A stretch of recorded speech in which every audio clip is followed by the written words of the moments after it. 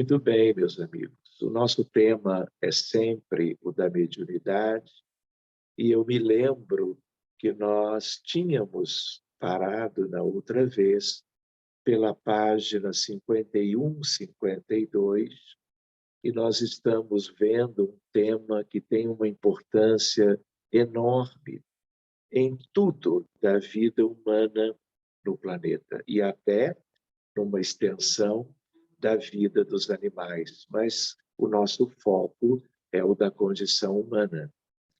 Então, o perispírito é a chave para muitas questões que nós, ao longo do tempo, necessitaremos examinar. Todos nós nos lembramos que, através da doutrina espírita, nós começamos a saber, não é? Com Allan Kardec, que o ser humano encarnado tem um corpo físico. Este é muito bem conhecido pela ciência, através de estudos de anatomia e de fisiologia e outros. Mas nós aprendemos, então, que além deste corpo material, não é? Confeccionado, elaborado de matéria muito densa, um conjunto de trilhões de células, devidamente organizado este corpo em tecidos, órgãos e sistemas orgânicos, ele ainda assim, apesar da sua relevância, apesar da sua natureza extraordinária, ele é uma vestimenta, ele é como que uma roupagem. Ele é algo, claro, que só os encarnados possuem. Por outro lado, encarnados e desencarnados, todos possuímos o chamado perispírito, numa ideia mais simples deste elemento fundamental de união entre a alma ou o espírito e o corpo. Claro que os desencarnados, não tendo corpo, o perispírito é como que a vestimenta dos espíritos em si. Então, tudo que nós estudarmos agora, amanhã ou depois, sobre o perispírito, é estudo relevante que nós vamos levar para a eternidade, porque os filhos de Deus na condição humana vão lidando com esta estrutura ao longo de toda a vida, né, em qualquer lugar do universo. Claro, perispírito este que é formado de uma matéria sutil, uma matéria quintessenciada, diáfana, transparente até às vezes, dependendo do grau evolutivo do seu proprietário, eu diria, né?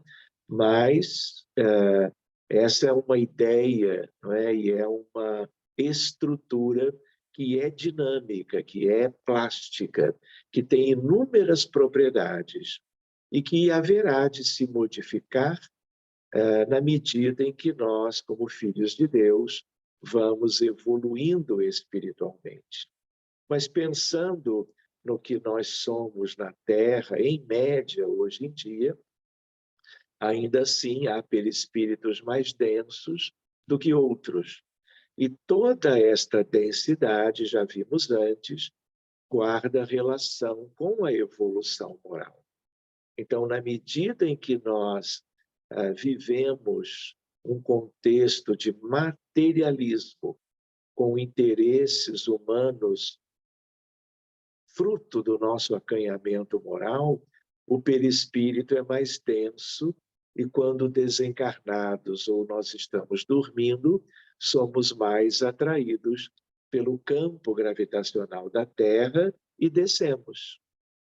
Existem aqueles em condições intermediárias e que vivem nas duas mesmas condições no entorno da vida humana, no que nós chamamos de umbral médio, mas quanto mais evolução, mais rarefeito é o perispírito e mais condições ou melhores para que nós ascendamos e possamos ganhar, a partir disso, um grau de liberdade cada vez maior, aliás, muito próprio daqueles que são mais evoluídos, que podem estar em qualquer lugar do universo.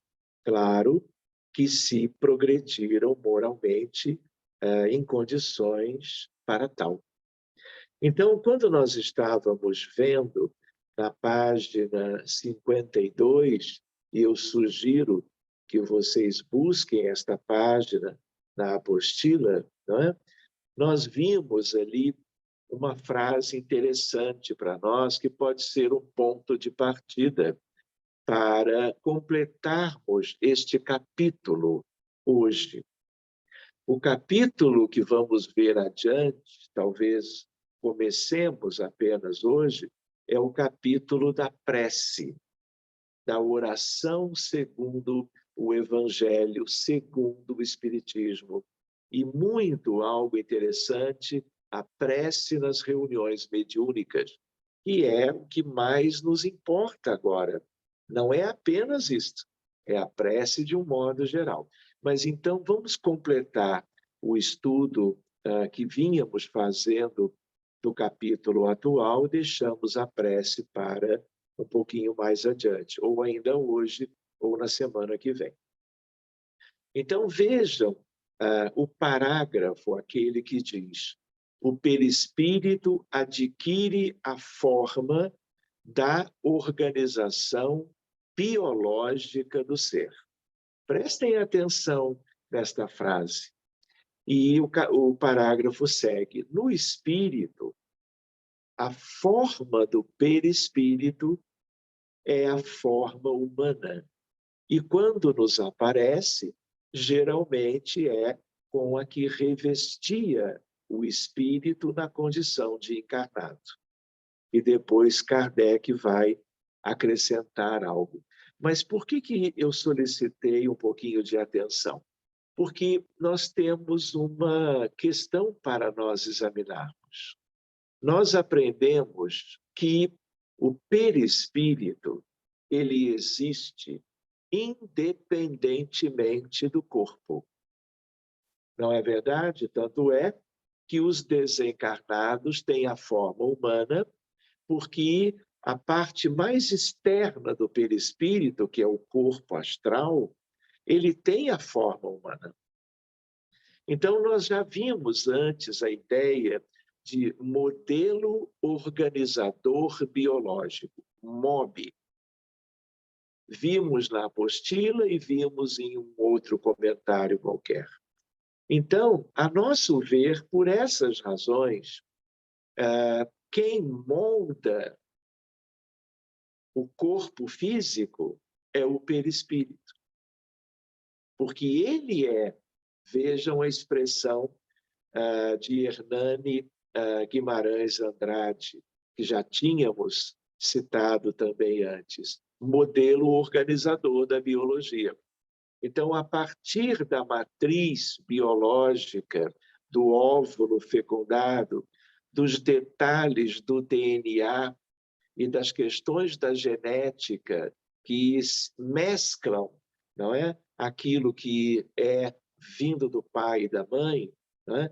Nós temos a ligação do perispírito com essa estrutura que vai se multiplicando e gera o embrião, depois o feto e depois a criança nasce e o desenvolvimento segue. Mas desde a ligação do espírito, a partir do perispírito, com o óvulo fecundado, né, o primeiro embrião, vamos dizer assim, o primeiro estágio do desenvolvimento embrionário, nós temos a importância do perispírito. Então, a nosso ver, é ele que vai ter um papel preponderante. E quando o corpo adoece, já no desenvolvimento intrauterino, acontecendo uma doença congênita qualquer, ou uma patologia logo nos primeiros anos, isso tem a ver com os problemas né? A desarmonia que o perispírito contém e traz para o corpo quando a ele o perispírito se liga. Então, esse é o entendimento básico. Aqui é curioso, vamos ver se é a mesma coisa. O perispírito adquire a forma da organização biológica do ser, sugerindo o oposto. Então, nós temos que pensar nisto, porque pode haver aqui uma ligeira incorreção na frase. Mas é claro, por outro lado, abrindo um pouco esse horizonte, aquilo que acontece com o corpo, seja por uma questão do ambiente, seja uma questão que aconteça fruto, por exemplo, de um trauma qualquer, de um acidente mais importante. Primeiro acontece no corpo, e os problemas no corpo também vão se refletir no perispírito. Por exemplo, já vimos muitas vezes em reuniões mediúnicas em que nós íamos cuidar de crianças com certos males, certos problemas neurológicos, torácicos, abdominais, cerebrais, né? Nós vamos cuidar dessas crianças com microcefalia, com crises convulsivas refratárias aos medicamentos convencionais. E quando nós vamos encontrar, o perispírito traz todo um conjunto de prejuízos. Por exemplo, o caso de um homem-bomba, que numa situação lá do Oriente Médio, por exemplo, não é? Ou de um daqueles países que sempre ou há muito tempo vivem conflitos, né? O que acontece? O explosivo danifica o corpo, mas também danifica o perispírito. E o perispírito vai, porque a pessoa desencarnou, não é? Vai ganhar a recuperação possível, mas frequentemente já vai ser ligado a um novo corpo. E ligando-se a um novo corpo vai gerar prejuízos a essa estrutura que é nova em folha, não é? Oferecida pelos pais daquela criança. Mas vai haver uma importante modificação estrutural, gerando doença, envolvendo ou não a genética. Então, é interessante nós lembrarmos como se algo mais importante fosse o que está no perispírito vai acabar, em algum momento, comprometendo a harmonia do corpo físico. Mas algumas coisas do corpo também vão se refletir no perispírito, por quê? Por causa da plasticidade do perispírito. Aliás, ele é tão plástico que nós vimos outro dia a ideia da zoantropia, da licantropia. Lembram-se? Então, essas coisas são importantes para nós. Seguindo, nós vamos ver em letras menores, com pequenas diferenças quanto às particularidades, a forma humana se nos depara entre os habitantes de todos os globos, ou globos, à exceção das modificações orgânicas exigidas pelo meio no qual o ser é chamado a viver. Essa é também a forma de todos os espíritos não encarnados, que só têm o perispírito. A forma com que, em todos os tempos, se representaram os anjos ou espíritos puros. Eles também têm a forma humana. Devemos concluir que tudo isto, que a forma humana é a forma típica de todos os seres humanos, seja qual for o grau de evolução a que pertençam. Aqui nós temos uma observação a fazer. Isto que está no parágrafo é algo para nós sedimentarmos. Mas existe uma questão, vocês vão lembrar da vez anterior, que nós trabalhamos a ideia de que, numa subdivisão mais abrangente, não vou dizer complexa, mas mais interessante também, além de alma, perispírito e corpo, esse perispírito nós podemos subdividir em corpo astral, mental inferior, mental superior, átmico e búdico. Então, esse astral é ele de uma importância enorme, porque é ele que tem a forma humana. Então, acredito que vocês todos já ouviram falar da ideia de ovoidização.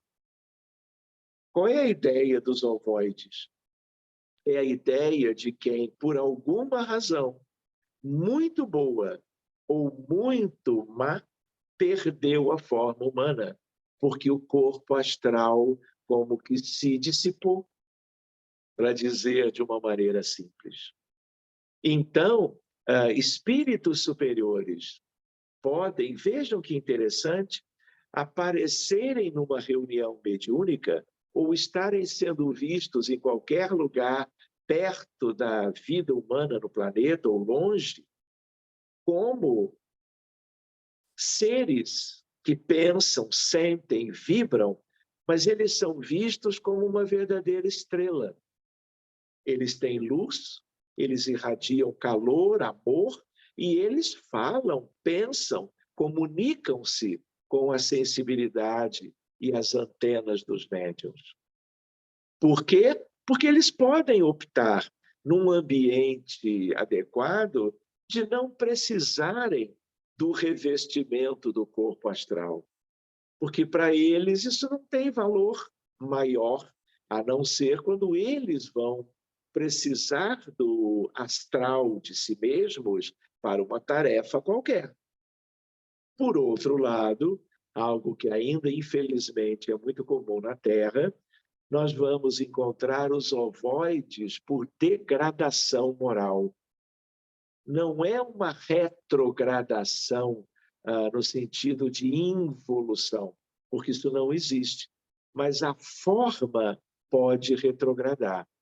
O espírito vai continuar no mesmo nível, mas a expressão física ela pode perder-se, não é? Então, em alguns casos, vão parecer como se fossem animais, nós já vimos isso da outra vez, mas outros perdem completamente qualquer expressão de forma.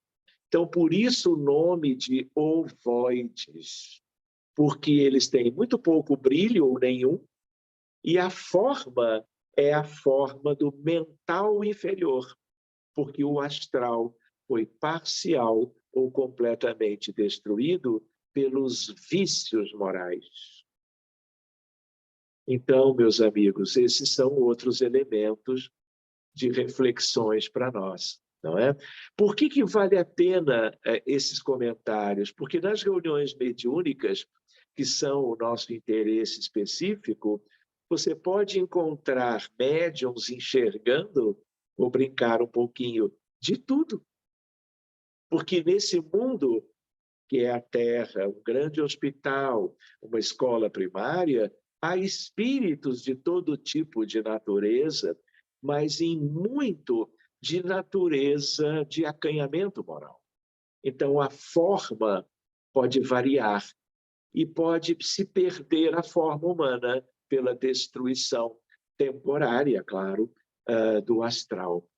Querem ver uma curiosidade? Qualquer espírito que ovoidiza, muitas vezes ele vai precisar reencarnar para, a partir das condições da herança de pai e mãe, ele poder ter novamente um astral, portanto, com a figura humana, pertencendo, claro, ao contexto do seu perispírito. Então, eu queria lembrar aos amigos, como já vimos antes, o estudo do perispírito é como uma ciência, não é? Então, nós um dia podemos comentar, estudarmos um pouco mais profundamente sobre isto. sempre fica um convite, não é, a uma literatura que nos auxilia a compreender melhor o perispírito em relação a tudo de habitual na vida humana. E um dos aspectos é o perispírito e a mediunidade. E qual é a razão? É através da ligação, da sintonia do perispírito do médium com o perispírito de desencarnados, mas vejam, também de perispíritos de encarnados, desdobrados, que possam comunicar-se através dos mesmos médiuns, que nós temos a fenomenologia mediúnica. Por isso que nós estamos aqui numa apostila sobre mediunidade, estudando esse assunto. Mas ele é um assunto geral para inúmeras questões muito bonitas. E eu até diria, daqui a um pouquinho mais de tempo, né, nós vamos estudar, nós vamos ter aulas, além das aulas na Faculdade de Medicina, de Enfermagem e de outras áreas relacionadas à saúde, aulas de anatomia e fisiologia, não só do corpo, mas do perispírito também. Por quê? Porque mais adiante a medicina já está trabalhando com estas coisas. A medicina espírita, é verdade. Mas o que hoje é uma medicina circunscrita às práticas mediúnicas espíritas, né? Mais cedo, tudo isto será prática a ser conhecida nas faculdades, nas universidades, e as práticas estarão nas clínicas, nos hospitais, no mundo inteiro. É uma questão de algumas décadas. Então, todo o estudo quanto a isto é válido. Então, seguindo mais adiante, entre as diferentes propriedades do perispírito, foi aí que nós paramos da outra vez, destacamos aquelas mais diretamente envolvidas na manifestação mediúnica dos espíritos. Então, o texto nos diz que as aparições e materializações, por exemplo, inclusive as que revelam detalhes, vestimentas, expressões fisionômicas, acessórios, revelam a capacidade plástica ou de maleabilidade do perispírito, visto que a matéria sutil do perispírito não possui a tenacidade nem a rigidez da matéria compacta do corpo. Por quê? Porque a estrutura molecular é diferente. O espaço, o arranjo espacial das moléculas e dos átomos é diferente. Por isso que o espírito amigo pode estar ao nosso lado, com o seu perispírito típico, e eu olho para o lado e não vejo nada, porque não tenho a mediunidade da vidência. E aquela estrutura que para ele desencarnado é uma estrutura até de certa massa, de certa densidade, portanto, né, e que ele carrega daqui para lá, eu não consigo alcançar, porque a minha retina não tem condições para tal. Não é? Pois bem, e aí ela é, se assim nós podemos exprimir, flexível, expansível, modela-se à vontade do espírito. Por isso que aquela questão de licantropias ou antropia tem a ver com esse item, que pode lhe dar a aparência que bem entender. Livre desse obstáculo que o comprimia, o perispírito se dilata ou contrai, se transforma. Numa palavra, presta-se a todas as metamorfoses de acordo com a vontade que atua sobre ele. Vontades externas e vontades pessoais. Ou seja, essa estrutura ela é maleável pela incidência de raios de pensamentos radiações eletromagnéticas, sejam elas clássicas ou quânticas, mas também dos pensamentos e sentimentos, que são a mesma coisa a partir do próprio, ou da própria, não é? Que é, vamos dizer, o proprietário ou a proprietária daquele perispírito. Então, seguindo adiante, é graças a essa propriedade do seu envoltório fluídico que o espírito pode fazer-se reconhecer, quando necessário, tomando a aparência exata que tinha quando vivo, encarnado, que vivo estão todos, até mesmo com os defeitos corpóreos que possam servir de sinais para o reconhecerem. Por último, a densidade é propriedade que revela não só o peso específico do espírito, como a sua luminosidade espiritual. Este corpo, vamos dizer que o espírito queira se apresentar numa reunião qualquer, do lado de lá ou do lado de cá. Uma reunião mediúnica, por exemplo, ou um ambiente do lar. Então, ele pode mostrar-se sem o astral, então ele é, como comentamos antes, de uma luminosidade muito grande, de um modo geral, né? Mas também, o que acontece? Este espírito, ele pode manter a forma humana, manter o seu revestimento astral, só que esse astral vai ser visto mais iluminado, mais diáfano.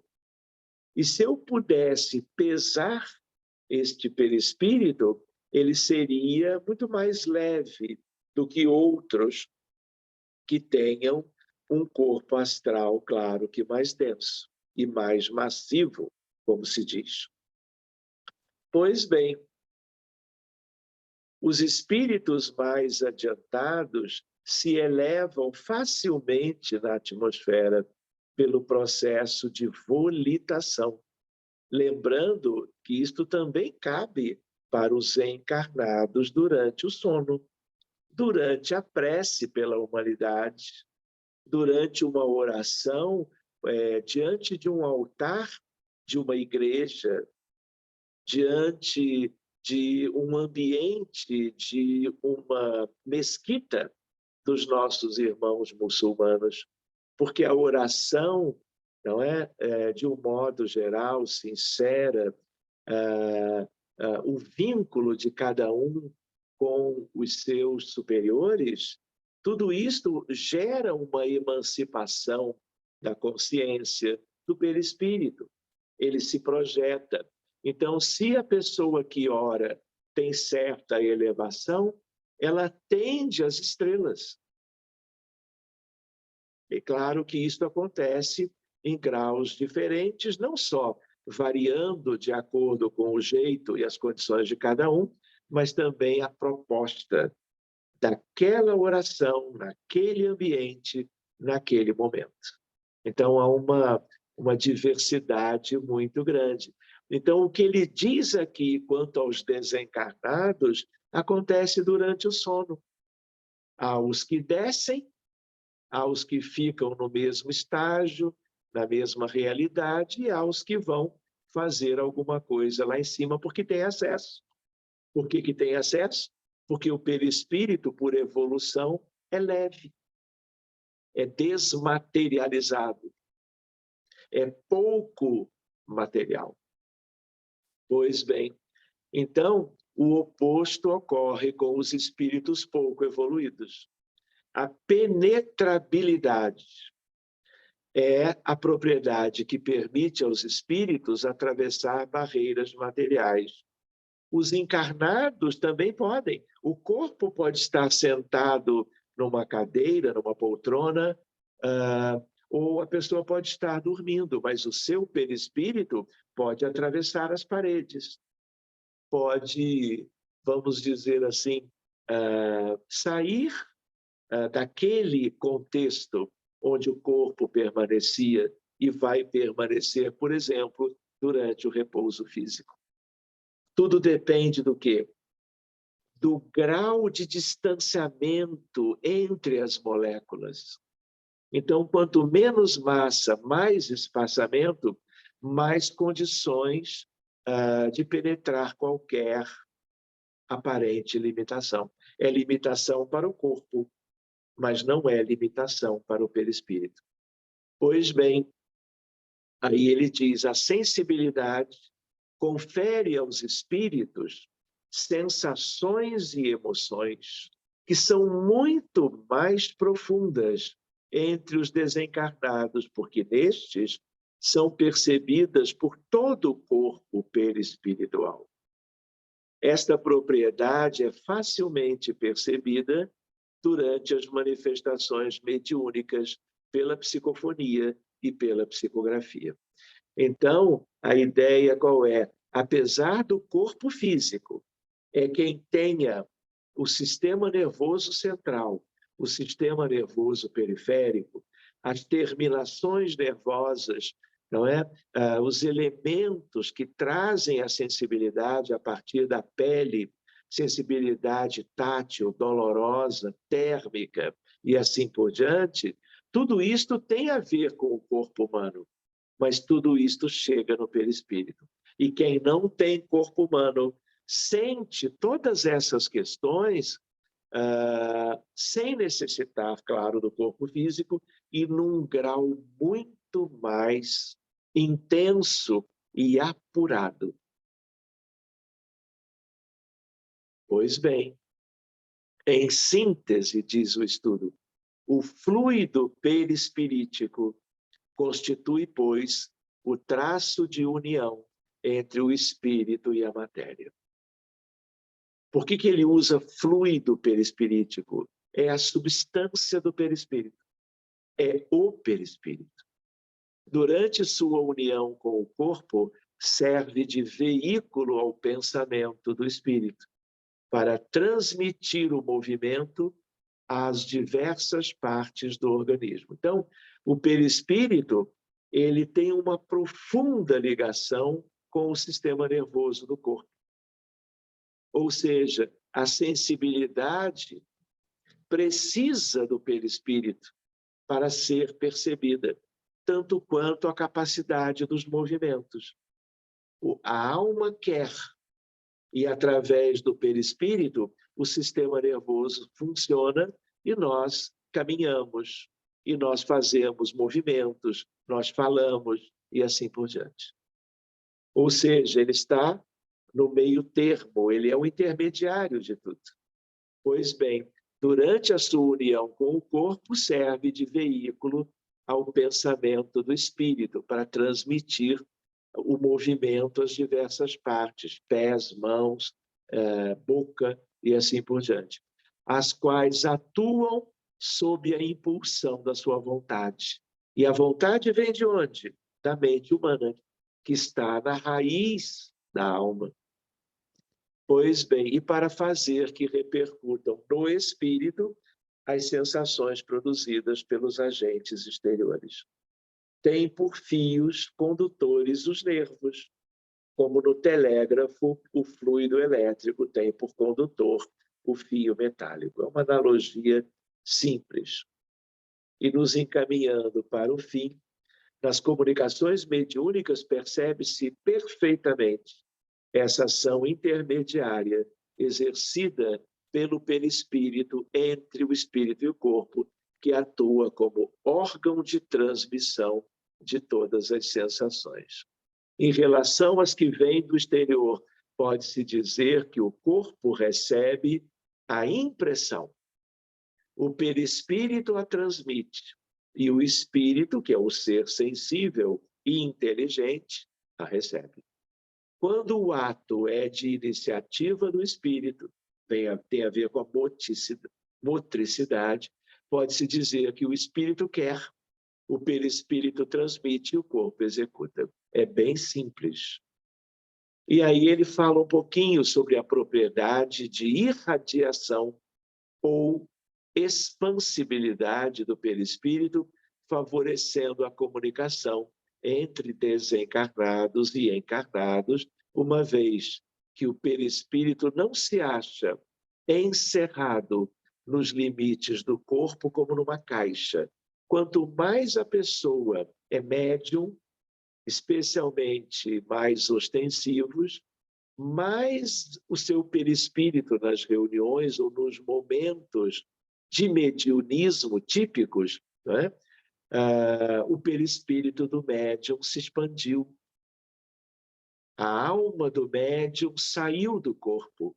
Aliás, a saída do corpo é fundamental para toda e qualquer expressão mediúnica de uma lista, tanto das mediunidades de efeitos inteligentes, como, claro, também da mediunidade dos efeitos físicos, que um dia, logo, nós vamos ver de perto.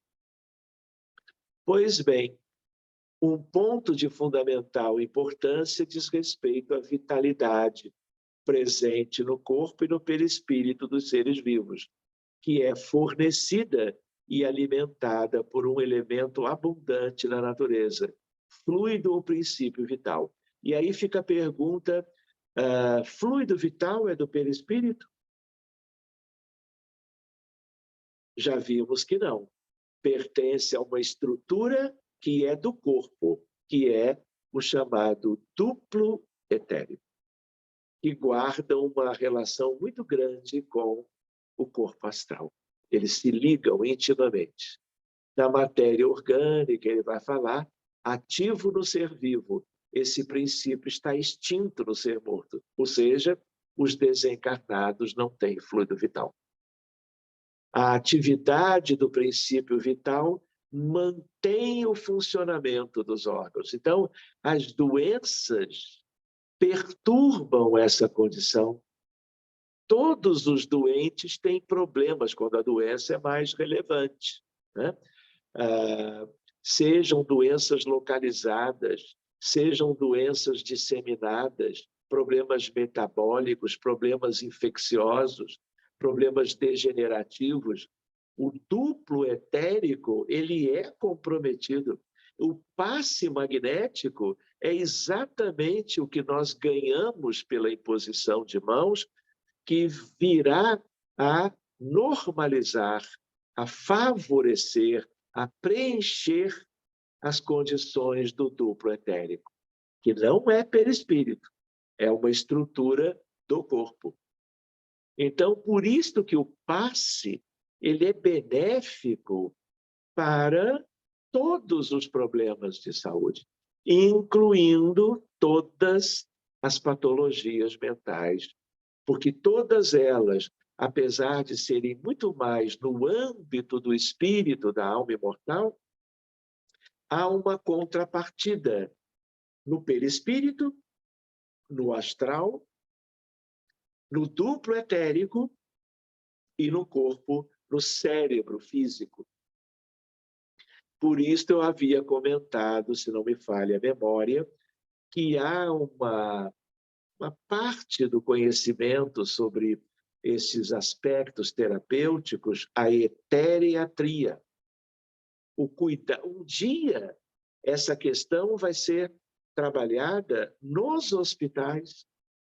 Já é mais do que tempo para isso, mas é uma ciência, é uma medicina para além daquela que, tradicionalmente, nós aprendemos em termos acadêmicos, não é? É a questão de mais alguns anos. Por último, então, do mesmo modo que o calor pelo movimento de rotação de uma roda, cessada aquela ação por motivo da morte, o princípio vital se extingue, como o calor, quando a roda deixa de girar.